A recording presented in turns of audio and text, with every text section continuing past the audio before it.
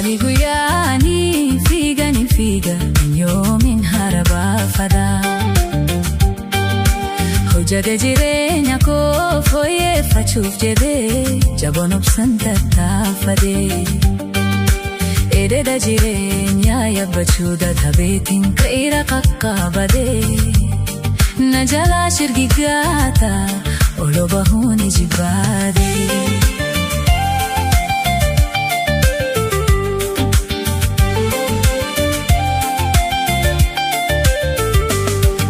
Jiruu addunyaa kana laalame oloo fi gaduunsi akkaani malmala.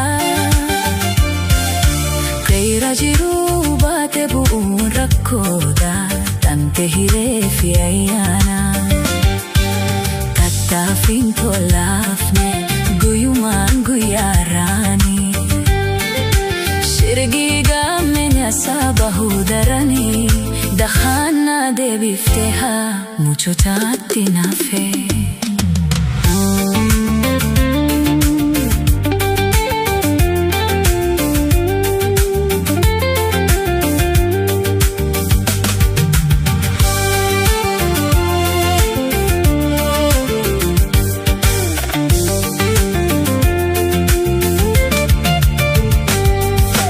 Halkanii guyyaa ni fiiga yoomiin harabaa fadaa.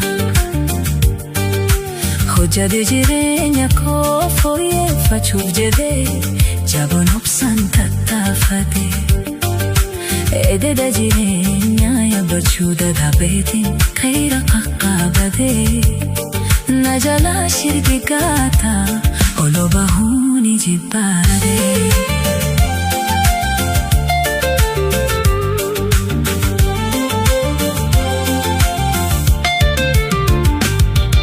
Biftuu keera duubaan mul'attu barraaqaa jiruu ijaalaaluun hin argaa. Uda jiruu fiinta bahee simachuufi afran fiigeetiin guufatee gatta'e. Uumaatu naan hafne ka'ee ogguun yaabbadee.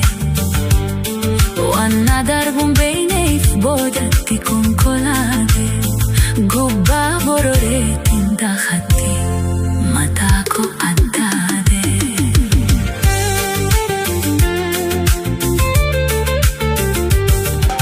Halkanii guyyaa ni fiiga yoomiin harabaa fadaa. Hojjate jireenya koo fooyyeffachuuf jedhee jaboon obsan tattaafadee. Ededa jireenyaa yaabbachuu dadhabeetiin ka'eera qaqqabadee. Na jalaa shirgigaata olo bahuun ijibbaadee.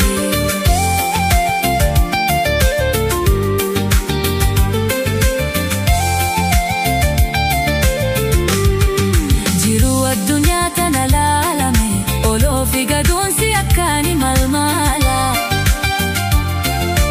Qeera jiruu baate bu'uun rakkooda dhamte hiree fi ayyaana. Tattaaffiin tolaafne guyyumaan guyyaarraani. Shirgii gammenya sabahuu daranii. Dakhana deebifte haa muchotaatti nafe.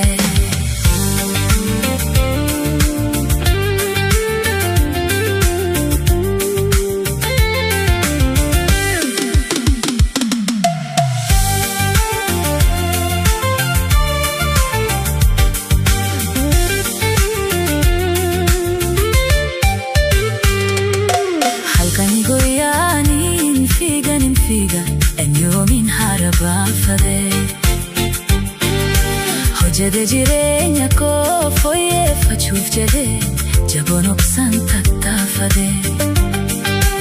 Ededa jireenyaa yaabbachuu dadhabeetiin ka'eera qaqqabadee. Na jalaa shirgigaata olo bahuun ijibbaadee.